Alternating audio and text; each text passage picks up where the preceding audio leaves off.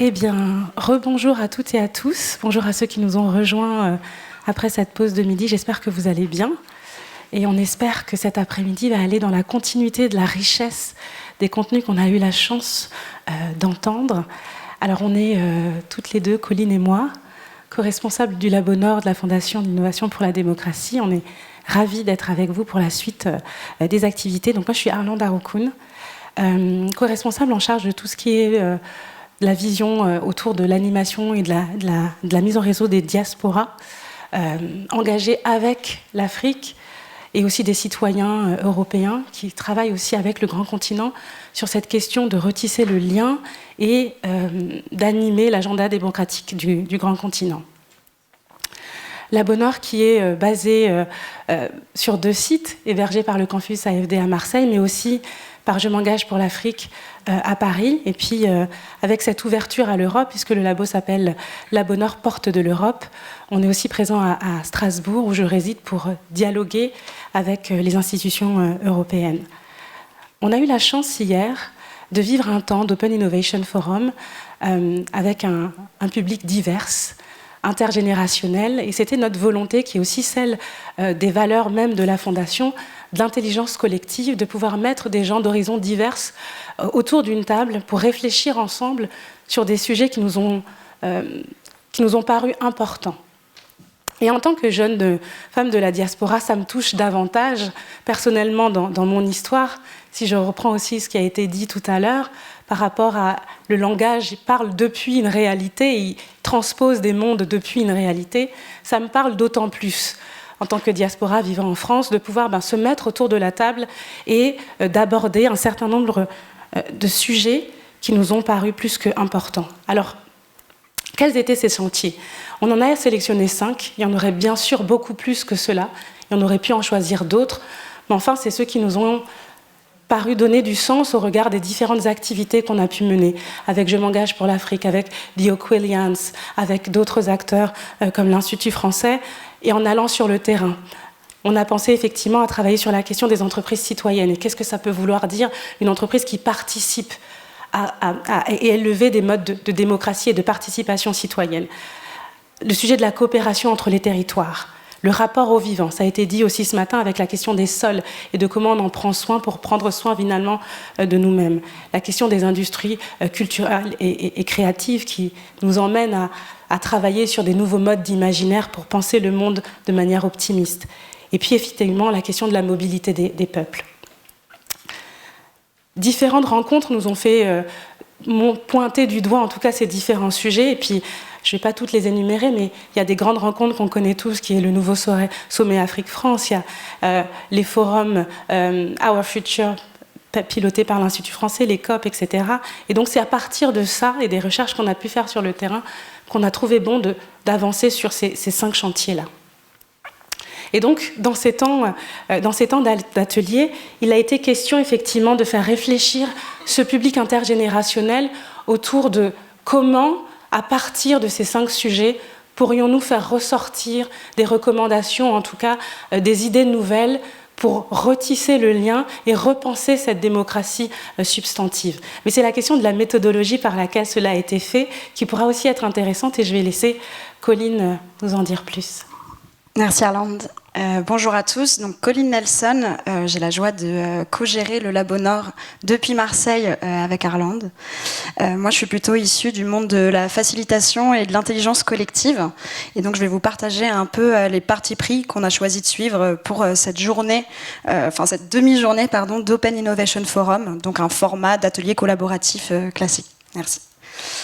Le principal outil qu'on a utilisé, c'est la prospective créative. Le sujet, c'était le futur de ces relations, et du coup, au lieu d'utiliser la prospective classique qu'on connaît majoritairement, qui elle va se baser, qui va plus être basée sur la logique pronostique. Donc, on va utiliser de manière intensive des indicateurs sociaux et économiques pour en dégager des éléments de prévision et arriver à des éléments de probabilité. En fait, on va probablement aller vers ça.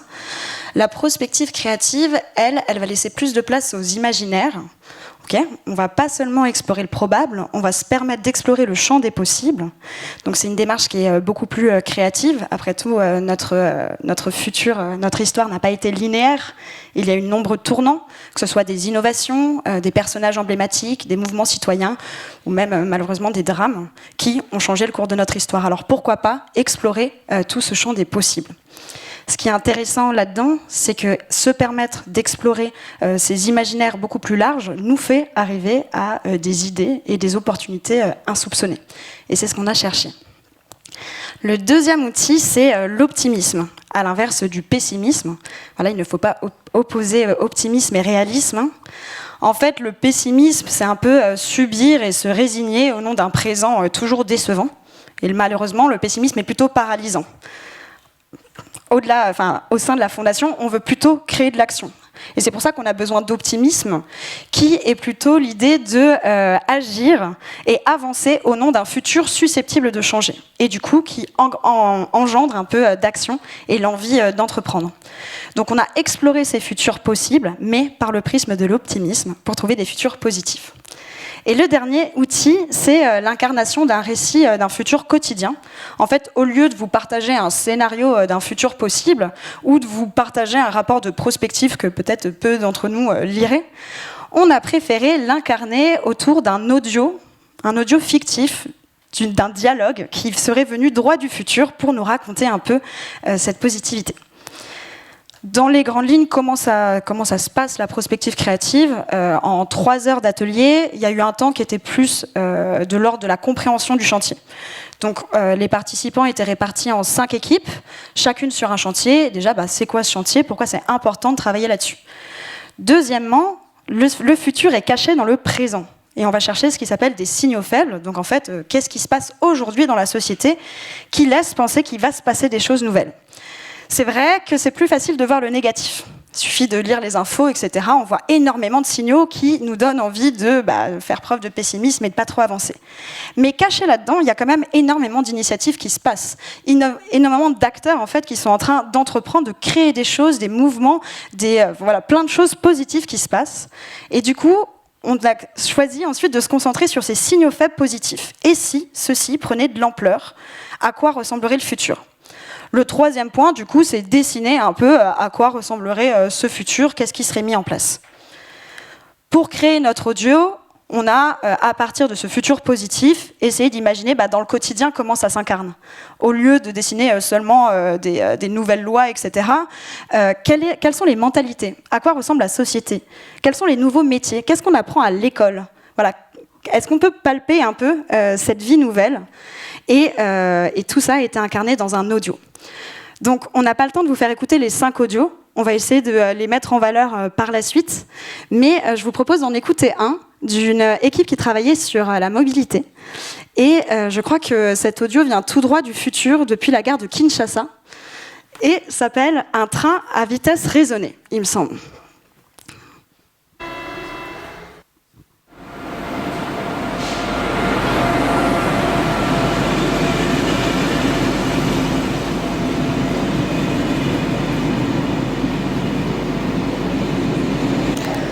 Elle est bien, non, cette nouvelle gare, vous trouvez pas ?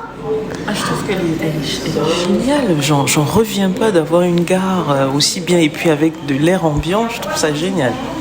Ouais, parce qu'il fait bien chaud, hein, ça fait un moment qu'on est là. Ouais, nous on adore.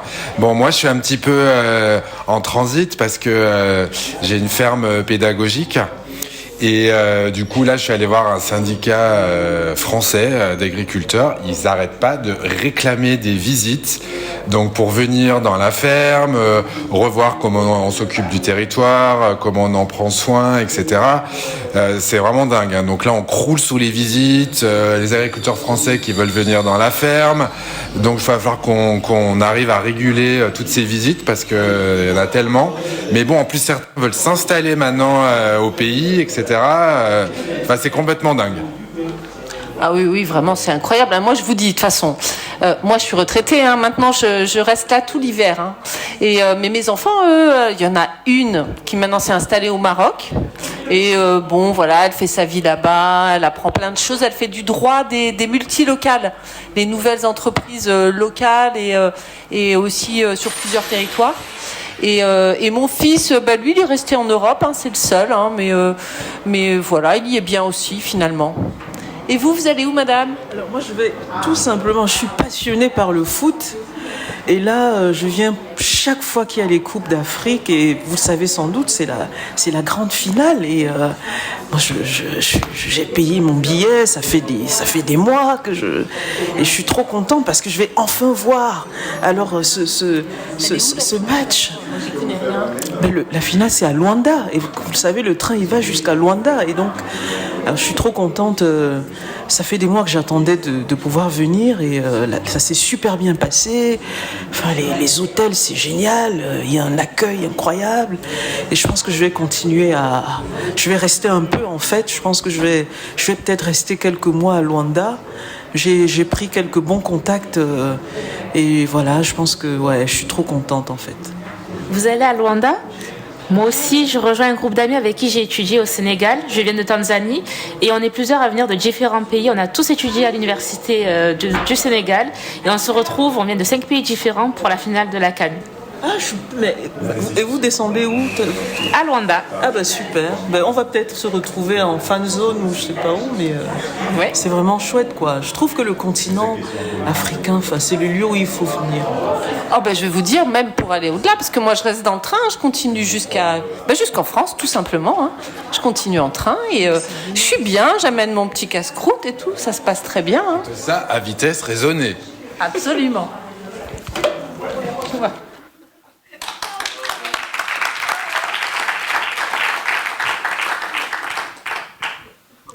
C'est vrai que je trouve que c'est assez intéressant d'abord de se projeter dans une réalité dans laquelle on aimerait être pour pouvoir palper ce monde qu'on appelle de nos voeux. Mais les personnes qui pourront nous en parler le mieux de cet atelier, de comment elles l'ont vécu, c'est les participants. Et j'ai la chance d'avoir avec nous Jacques-Jonathan Niem, qui est le président de The Oak Williams, qui a aussi participé, qui va modérer le panel qui va suivre avec un certain nombre de participants. Jonathan, bienvenue. On peut l'applaudir. Merci. Et du coup, les participants qui ont été pré-identifiés, voilà, on a quelques échantillons de ceux qui ont vécu l'expérience d'hier après-midi. Si vous voulez bien nous rejoindre sur scène. Voilà, bonjour à tous, bonjour à toutes. J'appelle Carole, Malik, Pierre Arnaud et Simon. Sous vos applaudissements.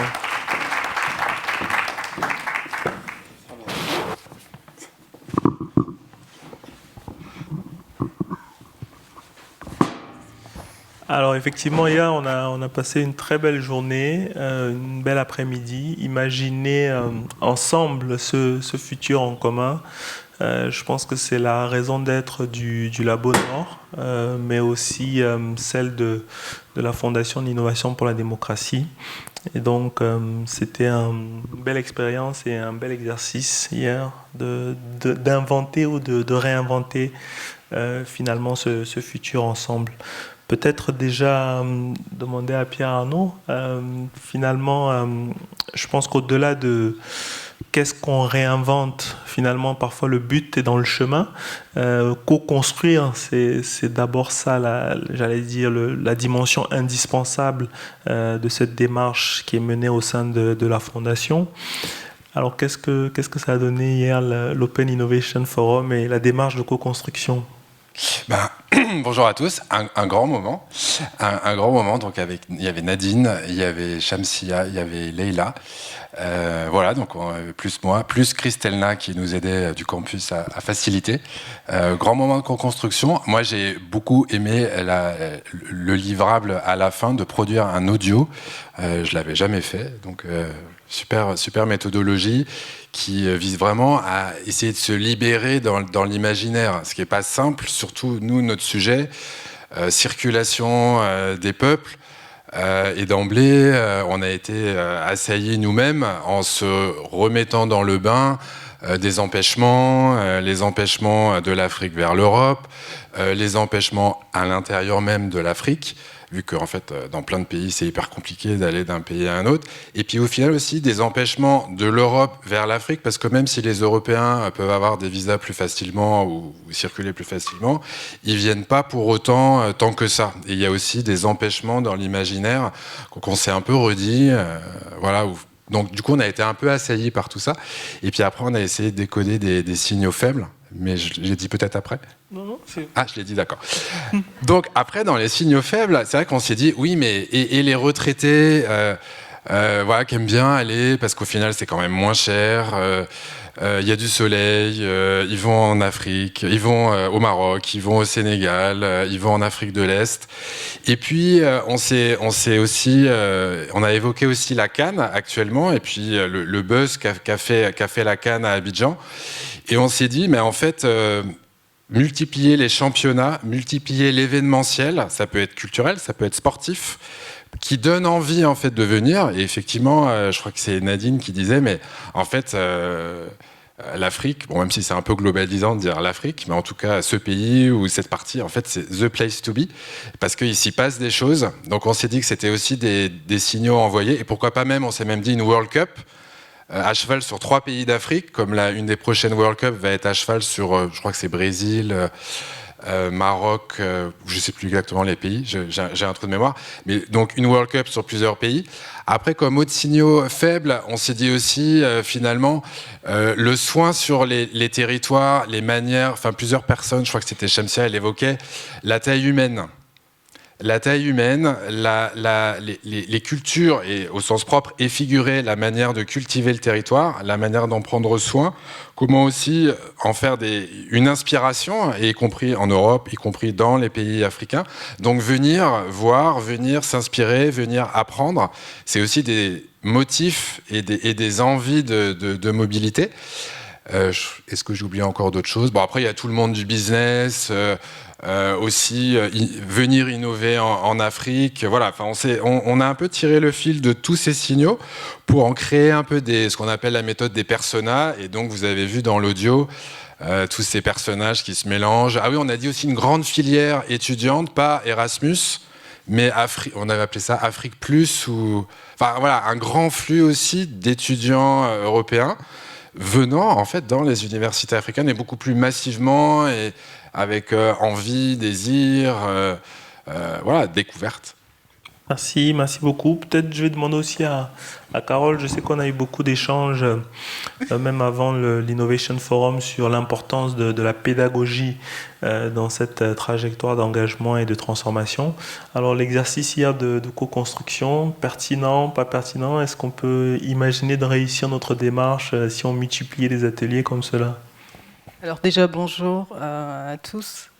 J'ai choisi en fait le sujet quand je suis arrivée hier au forum à dessein parce que c'est un sujet qui me porte de par mon expérience personnelle, mon background, d'avoir vécu dans plusieurs continents et d'avoir fréquenté plusieurs cultures.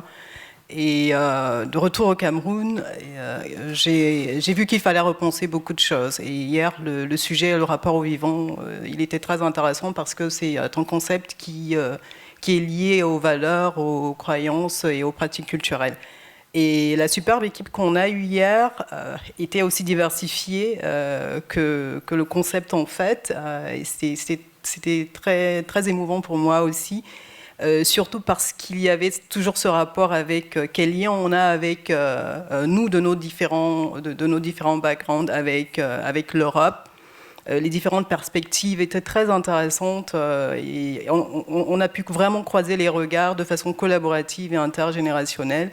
Et je pense que c'était un gain pour tout le monde, Ousmane, Bado, Calvin.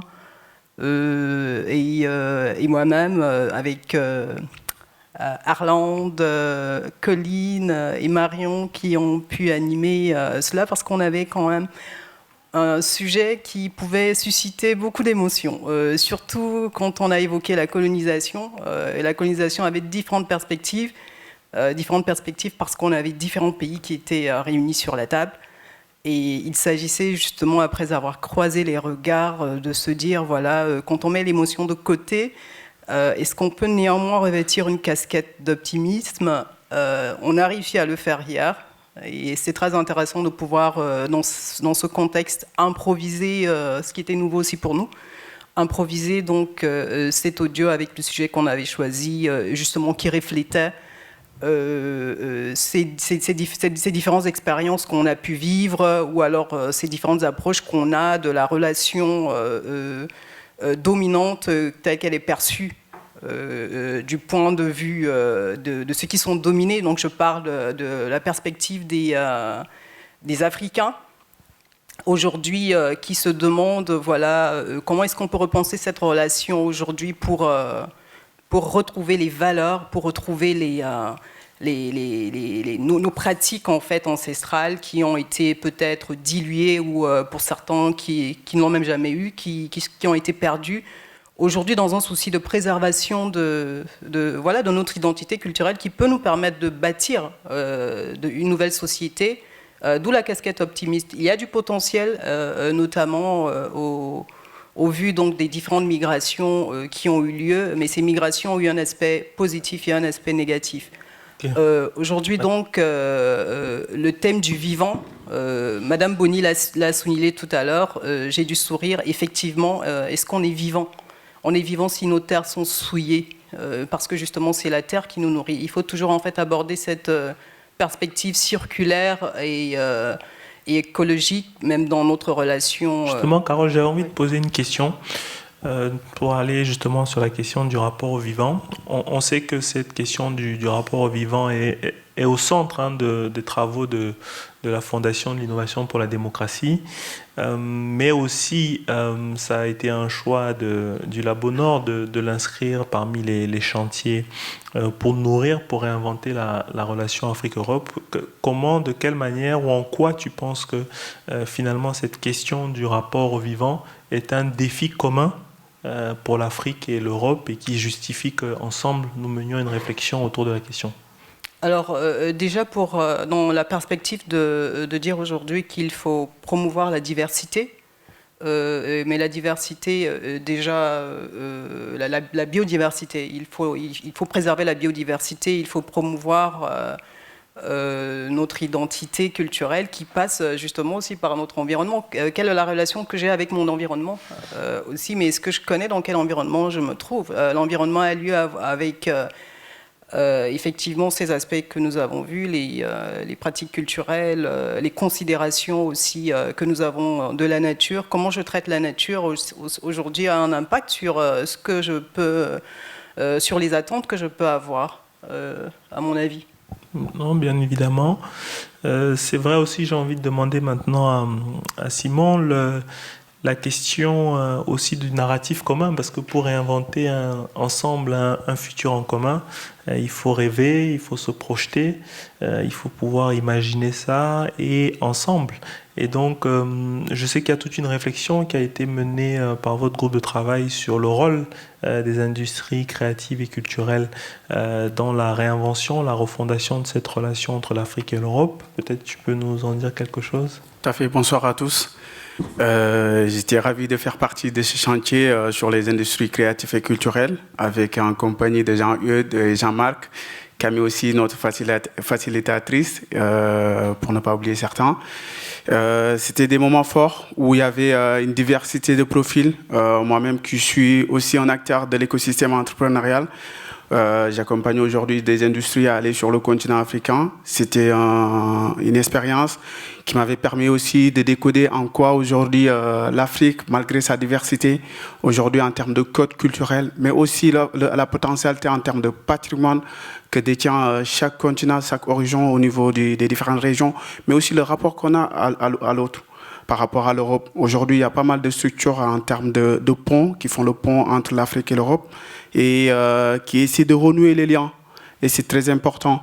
Hier, on a réfléchi sur aujourd'hui comment on pouvait se projeter dans le futur à partir de l'art.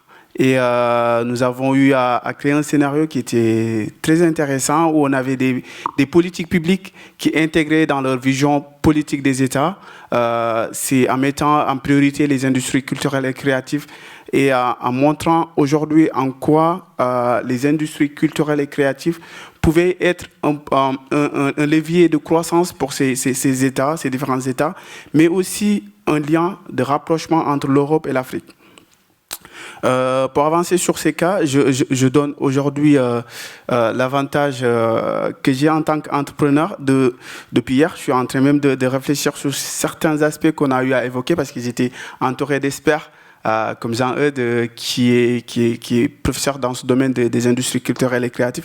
Avant, j'étais pas un acteur clé dans ces domaines parce que j'ai jamais essayé de m'imprégner dans ces thématiques, malgré que aujourd'hui j'interviens aussi au niveau d'Aix-Marseille Université en tant que pont entre les acteurs culturels, mais aussi privés et les laboratoires publics. Mais je me suis jamais dit que j'allais penser à ces domaines-là. Mais hier, en discutant avec des experts, je me suis rendu compte qu'il y a un potentiel à tisser ces liens de par aujourd'hui le développement technologique qu'on a sur le territoire, mais aussi d'accompagner les acteurs locaux au niveau du continent à pouvoir s'imprégner davantage.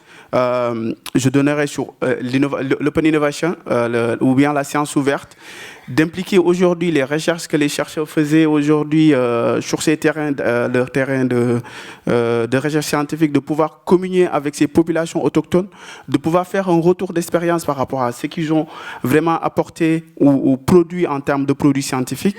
Et je pense que ça va être des leviers sur lesquels nous pouvons aujourd'hui pousser les politiques publiques, mais aussi certaines structures comme la Fondation que je salue. C'est cette initiative qui est à saluer, mais aussi l'AFD qui fait des programmes très intéressants, très enrichissants.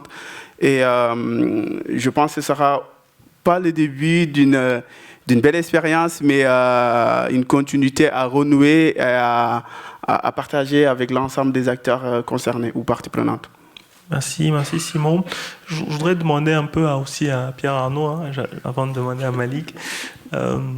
L'un des points, on l'a toujours su de la relation Afrique-Europe, c'est que ce n'est pas une relation contre États, c'est aussi une relation entre des peuples, et d'où finalement cette question des mobilités. Et j'aimerais peut-être juste qu'on a écouté le podcast. Quels sont les messages clés, peut-être à travers ce podcast, que vous avez voulu passer, transmettre autour du rôle des mobilités dans cette refondation de la relation Afrique-Europe? C'est une grosse question. En fait, le sujet, c'était... Bon, on est un peu dans un monde où la mobilité est une valeur très positive, globale, qu'on soit en Occident, à l'Ouest, à l'Est, au Nord, au Sud, où qu'on soit. Et en même temps, il y a de plus en plus d'empêchements, des empêchements multiples de part et d'autre, des murs, des problèmes de visa, des problèmes d'inégalité qui se creusent, des problèmes défensifs aussi.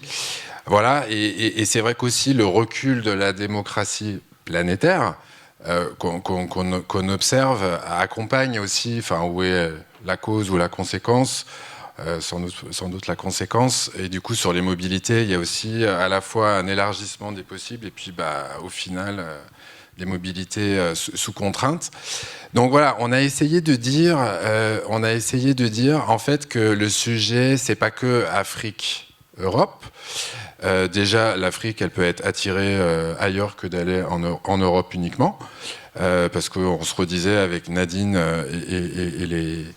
et les filles là, de l'atelier, le Canada, aller aussi en Amérique latine, etc. Et qu'il faut sortir peut-être juste de la zone, parce que l'Europe n'est plus le centre du monde, donc c'est plus une relation d'une périphérie qui va vers un centre, sachant que le centre n'est plus le centre.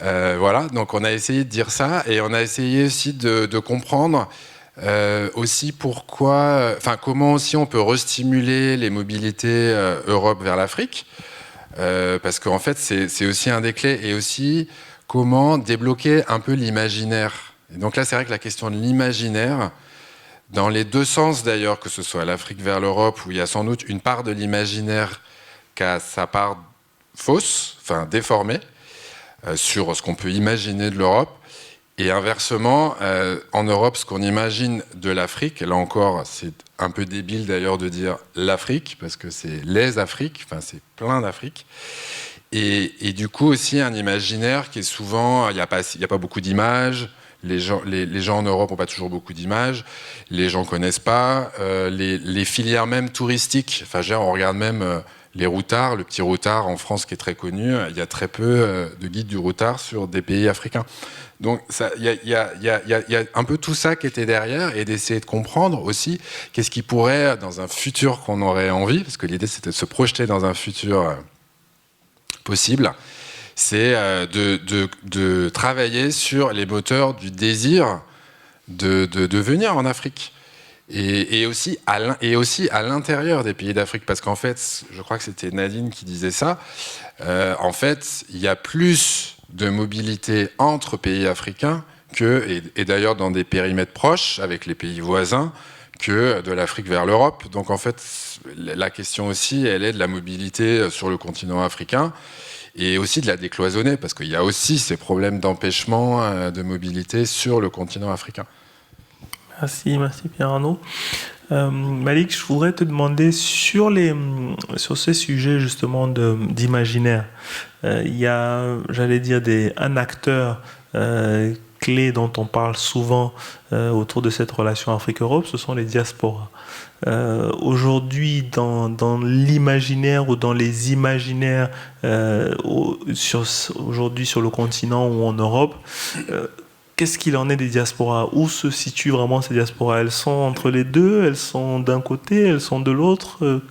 Autour de cette question des diasporas, je pense que c'est une question centrale, mais j'aimerais bien avoir ton regard sur cette question.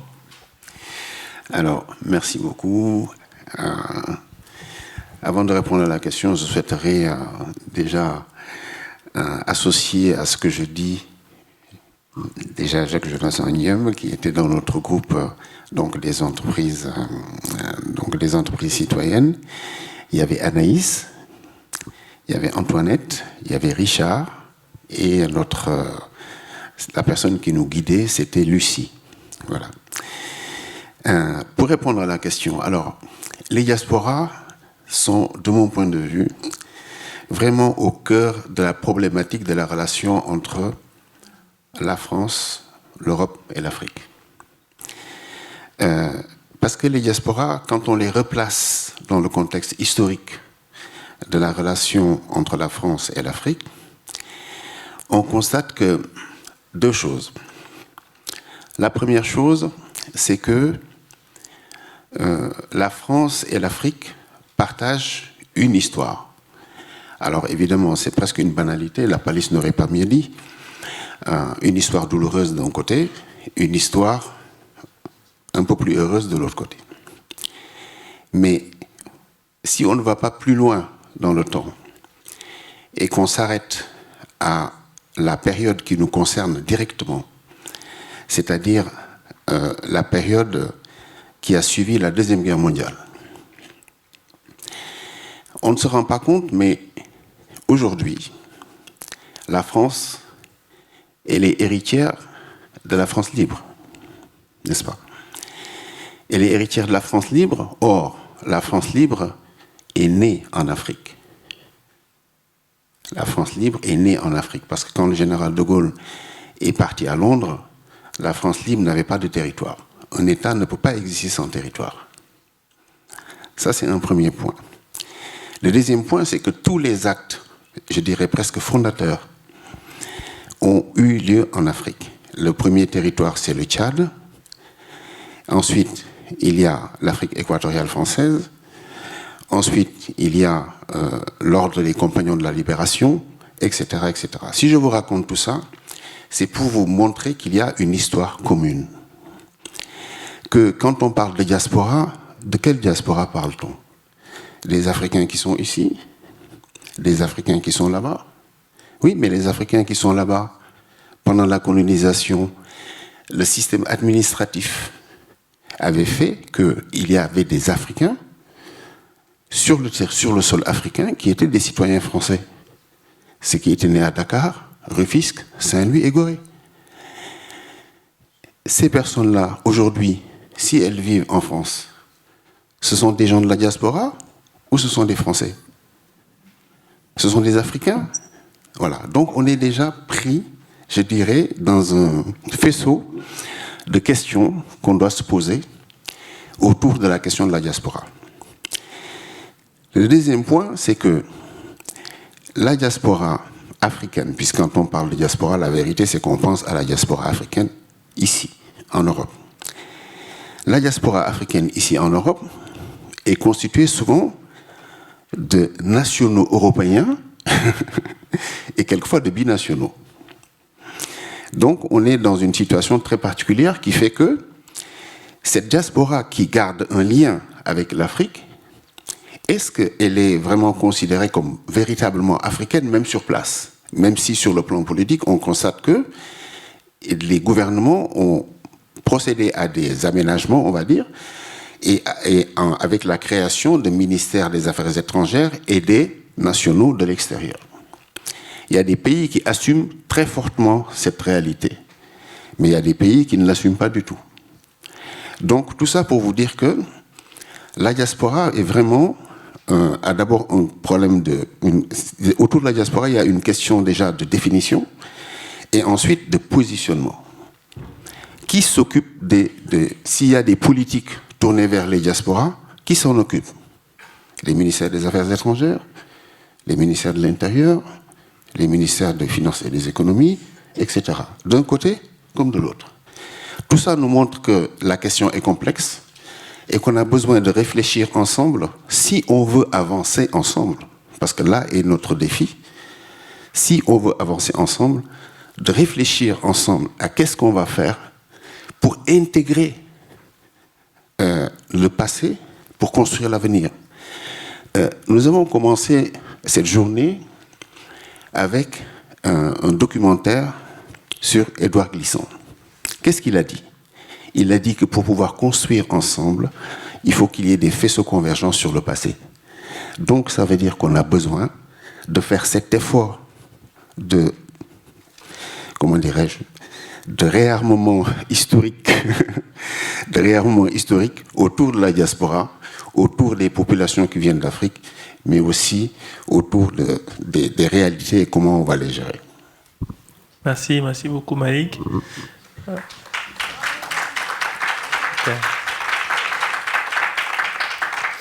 Alors, un des chantiers ou un des terrains de jeu aussi sur lesquels nous nous sommes amusés hier, c'est celui des entreprises. C'est vrai que intuitivement, beaucoup se demandent quel lien entre démocratie substantive et entreprise, mais je suis sûr que ce n'est pas le cas ici. Qu'est-ce que finalement le chantier qu'on a envisagé hier de citoyenniser les entreprises, quel est le lien ou qu'est-ce que j'ai envie de dire, qu'est-ce qu'il vient faire dans un débat, dans une réflexion sur une nouvelle démocratie substantive? Mais déjà, je pense que si on retourne à la base de ce que c'est qu'une entreprise est une personne morale. Donc ça veut dire que c'est une personne distincte de ceux qui sont dans l'entreprise même. Ça veut dire concrètement que, et les entreprises, comment expliquer, donc ce sont des personnes morales, distinctes des personnes physiques. Les personnes physiques payent des impôts. Les entreprises payent des impôts. Donc ce sont vraiment des entités totalement différentes. Au-dessus, il y a l'État, ou à côté, il y a l'État. La réalité, c'est qu'au fond, toutes les réflexions que nous menons chez nous, dans notre maison, dans nos ménages, sont des réflexions que les entreprises, je ne dis même pas peuvent, mais doivent avoir, sont obligées d'avoir. Quand on n'a pas d'argent, assez d'argent pour dépenser, donc ça veut dire que on a un découvert à la banque. Ben, en termes d'entreprise, moi je ne suis pas un économiste méga pointu, mais je crois avoir compris que quand une entreprise n'a pas assez d'argent, ben, on dit qu'il y a des problèmes de fonds de roulement ou je ne sais pas, enfin moi en tout cas, il y a des expressions comme ça qui sont utilisées. En fait, tout ça pour dire que toutes les questions que nous nous posons au niveau individuel se posent au niveau d'une entreprise. Et donc si on dit entreprise citoyenne, ça veut dire que les réflexions sont finalement les mêmes. La seule différence, c'est que quand on est seul, ben, on se mène sa réflexion dans son coin, si j'ose dire, ou en tout cas en interaction avec les autres. Et quand on est dans une entreprise, Là, il faut tenir compte de toutes les parties prenantes. Les fournisseurs, les associés, les clients, etc., etc. Donc, je pense que si on se place sous cet angle-là, le fait de penser entreprise citoyenne, c'est pas quelque chose de grossier. Alors, le lien maintenant avec la démocratie. Déjà, au niveau des profils, les entreprises, je veux dire, n'ont pas les mêmes statuts. Il y a des SARL, il y a des SA, il y a des coopératives, etc. Et tout ça, au fond, pose une seule question: qui participe aux décisions? Qui prend les décisions? Qui est parti à la chose? Nous, on a décidé, en tout cas dans notre réflexion, on s'est dit que, puisqu'il faut tenir compte de toutes les parties prenantes, autant aller jusqu'au bout. On va penser que l'entreprise va être co-gérée. Et co-gérée, ça veut dire que chacun aura son mot à dire.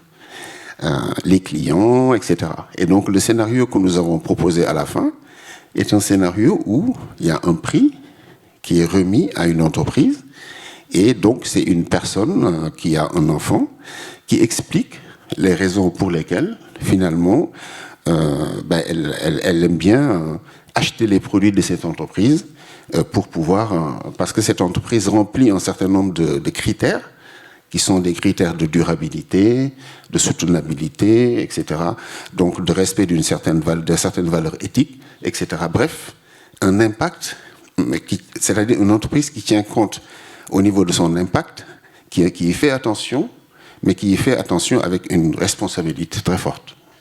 Merci beaucoup Malik. Il nous reste 4 minutes. J'aimerais donner 1 minute à chacun. On a travaillé sur différents chantiers. Le Labo Nord vient d'être lancé. Comment, sur chacune des idées ou des chantiers, ou chacun des chantiers sur lesquels vous avez travaillé, comment vous voyez le labo, vous verriez le Labo Nord poursuivre cette réflexion ou ces actions par la suite, peut-être concrétiser certains des points auxquels vous avez réfléchi. Je commence par Carole. Alors hier déjà nous avons souhaité que nous puissions poursuivre en fait un atelier collaboratif sur la thématique du rapport au vivant pour qu'on puisse placer donc le rapport au vivant dans les autres ateliers parce que c'est un point assez déterminant. Pour nous, c'est en fait une fondation de savoir comment on va se positionner pour positionner donc justement cette relation que nous voulons escompter, être plus optimiste avec l'Europe. Super, donc un prochain Open Innovation Forum sur le rapport au vivant. Simon ? Oui, désolé, j'avais oublié aussi de citer notre artiste qui faisait partie de notre chantier, c'était Blick.